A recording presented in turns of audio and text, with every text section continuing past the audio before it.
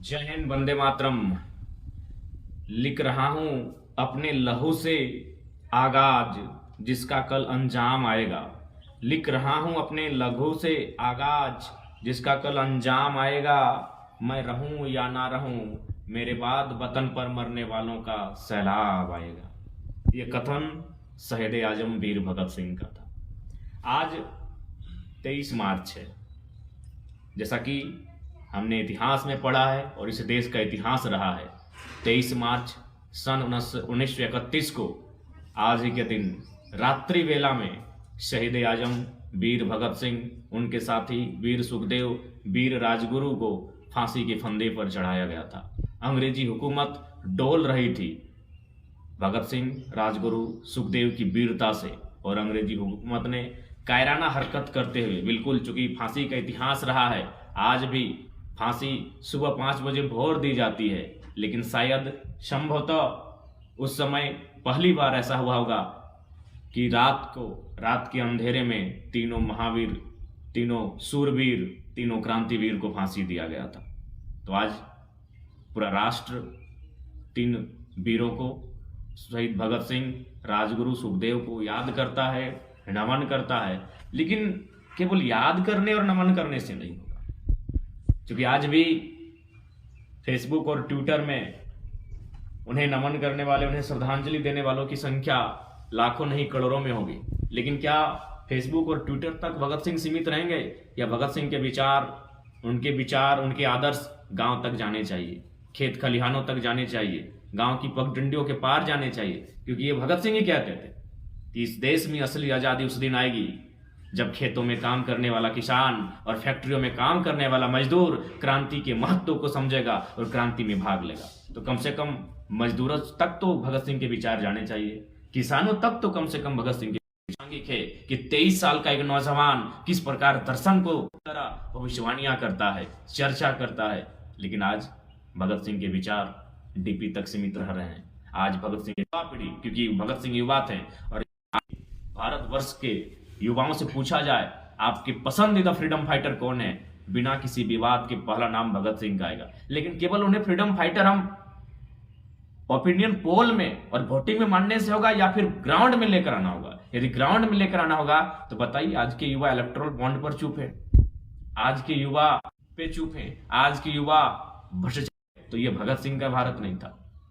यदि आप देश के प्रधानमंत्री को विचारों से सहमत हैं, जो युवा देश के प्रधानमंत्री, आज जो यशस्वी प्रधानमंत्री कहलाते हैं, उनके विचार से सहमत हैं, और भगत सिंह के विचार से, भगत सिंह और देश के प्रधानमंत्री के विचार में बिल्कुल व्यक्ति इतना अमीर नहीं होना चाहिए, कोई व्यक्ति इतना अमीर ना हो कि वो किसी दूसरे व्यक्ति को खरीद सके, और कोई व्यक्ति इतना गरीब भी ना हो कि उसे अपने आप को बेचना पड़े। आज देश की हालात देखिए, आप तमाम आंकड़े देखिए, तमाम इंडेक्स को देखिए, तमाम बड़े बड़े नामी चैनलों को देखिए। बस इस भारत देश के जो कुछ मीडिया है उनको हटाकर जो नामी मीडिया है, इंटरनेशनल्स की मीडिया है, उनके मैगजीन्स को पढ़िए, इंटरनेट में पढ़िए, आज क्या व्यवस्था है। आज हंसते जंगल को पढ़िए, एक अडानी को खुश करने के लिए कई हजार दिया। तो ये भगत सिंह का भारत नहीं था। भगत सिंह गरीब भी ना हो कि अपने आप को बेचना पड़े। आज तो ये सामने है। आज 1% लोगों के पास में भारत देश की आधी संपत्ति, आधी सत्ता, आधा सब कुछ 1% आदमी के पास, बाकी 50% जो बचा है आधा, उसमें 99% लोग संघर्ष कर रहे हैं। और आप और हम युवा हम कह रहे हैं कि भगत सिंह हमारे आदर्श है। अगर हमारे आदर्श भगत सिंह है तो ऐसे प्रधानमंत्री, ऐसे नहीं, मैं एक का नाम नहीं, जो भी पूंजीवाद को समर्थन करते हैं, जो देश में महंगाई पर चुप हैं, युवाओं को सोचना होगा कि अगर भगत सिंह आदर्श हैं तो प्रधानमंत्री से सवाल करना होगा। ठीक है, प्रधानमंत्री को मानिए, लेकिन एक सवाल बनता है उनसे पलटकर कि आपको हमने सत्ता किस लिए दिया था? इंडिया पाकिस्तान के लिए, मंदिर मस्जिद के लिए, या फिर भगत सिंह के विचारों का भारत बनाने के लिए? भगत सिंह का विचार यानी अंतिम व्यक्ति तक, किसान तक, खेत खलिहान तक, गांव तक, वहां विकास की किरण पहुंचे, अंतिम व्यक्ति तक विकास की किरण पहुंचे। आज कहां है अंतिम व्यक्ति? उनका एक कोटेशन याद आता है कि यदि हम आजादी मान के चलिए, आजादी हम अंग्रेजों से छीन भी लिए, लेकिन वह आजादी अगर कुछ गोरों से छीनने के बाद भारत के ही भूरों के हाथों में चला जाए तो क्या होगा फिर? ये भगत सिंह की चिंता आज 1931, आज है 2024, यानी लगभग चिंता किया था जो यशस्वी प्रधानमंत्री अडानी के हाथों में देश की पूंजी को धकेल रहे हैं, ये कल्पना भगत सिंह ने आज से 93 साल पहले ही किया था कि आजादी तो हम गोरों से छीन लेंगे, लेकिन भारत के ही मोटी तोंद वाले भूरों के हाथ में चली जाएगी। उनके कहने का मतलब है 10% अमीरों के हाथों में चली जाएगी। आज सामने है, आज सामने है। आज आप उस चीज से भाग नहीं सकते हैं, आज आप उस चीज से बिल्कुल भाग नहीं सकते हैं। आज हम इसलिए खुश हो जाते हैं, विशेषकर युवा पीढ़ी, इसलिए हम खुश हो जाते हैं कि रेहाना को किसी ने नचवा दिया, लेकिन 74 करोड़ रुपया वसूला था साथियों, 74 करोड़ रुपया वसूली किया था रेहाना ने। अभी किस देश में, जिस देश में 36 लाख लोग इलाज के अभाव में मर जाते हैं, और आप और हम कहते हैं हम भगत सिंह को मानते हैं, सवाल भी नहीं कर पाते हैं। भगत सिंह पहला काम सवाल करते थे कि बिना तर्क किए, बिना बहस किए किसी की बात को मानना एक प्रकार की गुलामी है। ना आपने तर्क किया, ना आपने बहस किया, आज आपने स्वीकार कर लिया।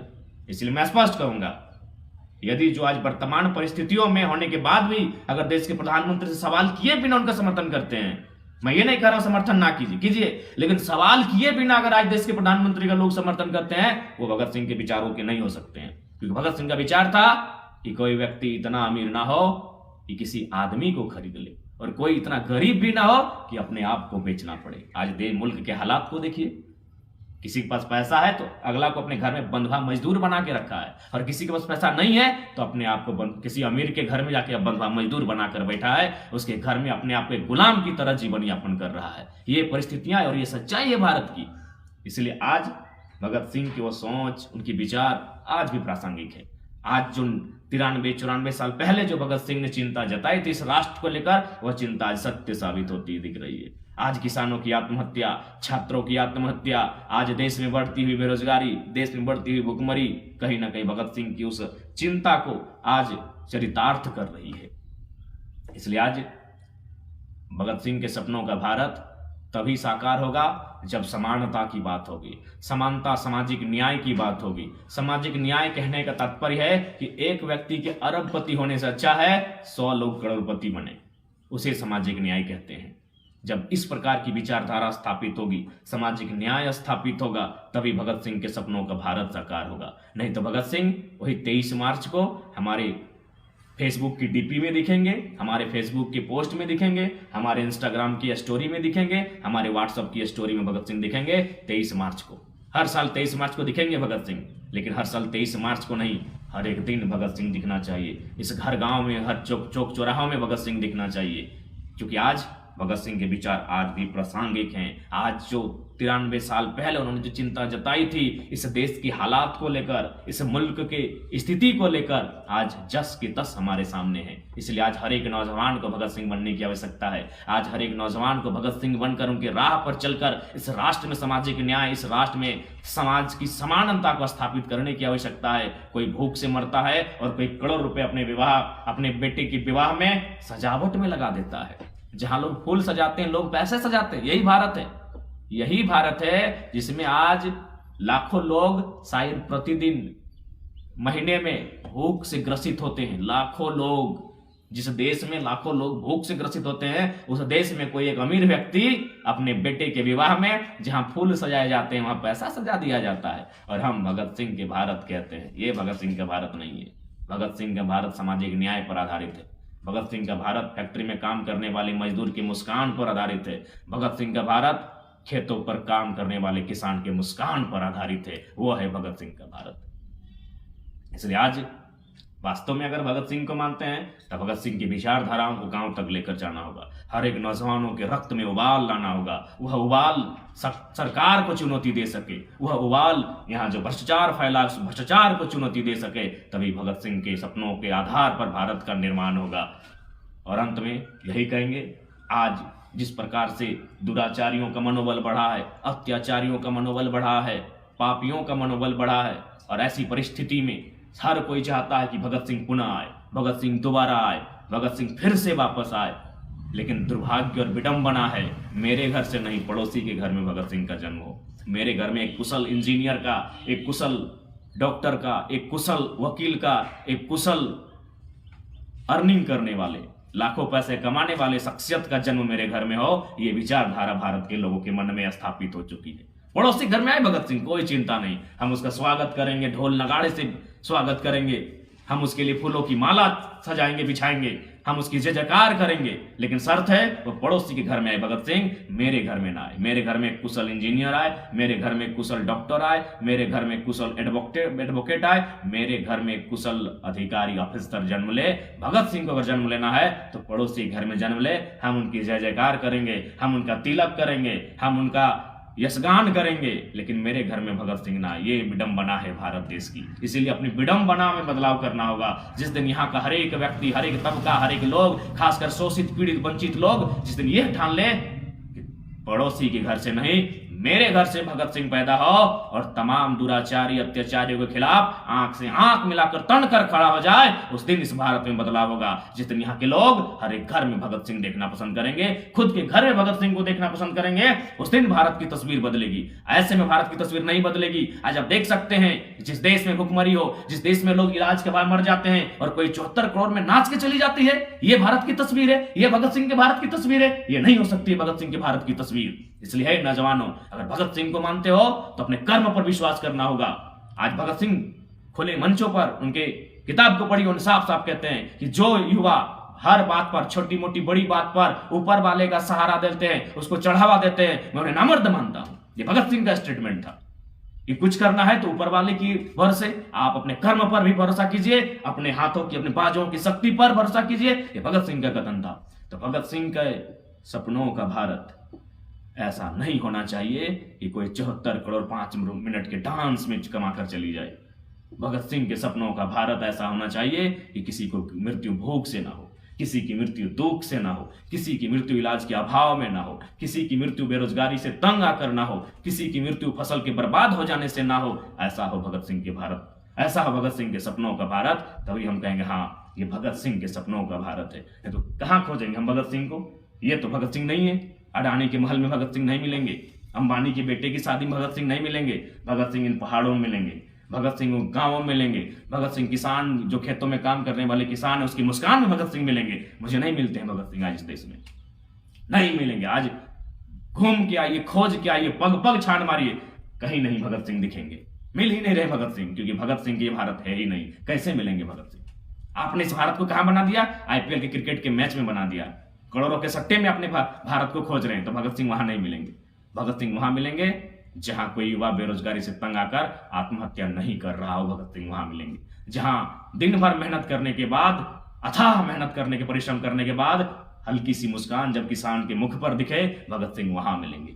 दिन भर कल कारखानों में तपने के बाद जब मजदूर के चेहरे पर मुस्कान हो, भगत सिंह वहां मिलेंगे। ऐसा भारत अगर है तो भगत सिंह वहां है, नहीं तो आप अगर खोजेंगे आईपीएल की कमेंट्री में, वहां भगत सिंह नहीं मिलेंगे।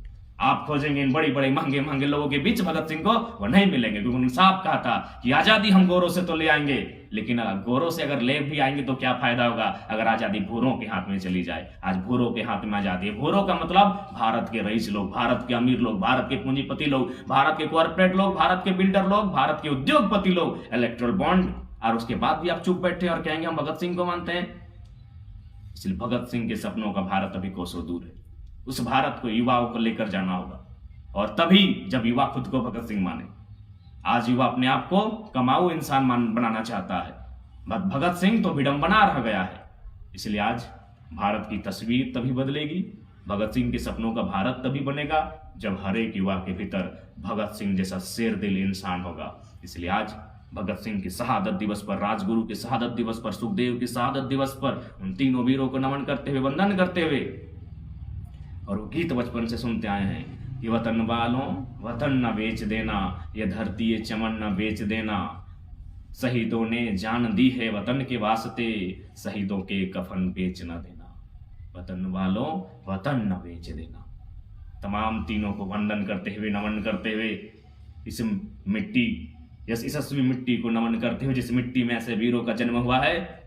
जय हिंद, वंदे मातरम। शहीद आजम वीर भगत सिंह अमर रहे, राजगुरु अमर रहे, शहीद आजम वीर भगत सिंह के तमाम साथी अमर रहे, राजगुरु सुखदेव अमर रहे। जय हिंद, वंदे मातरम। इनकलाब जिंदाबाद।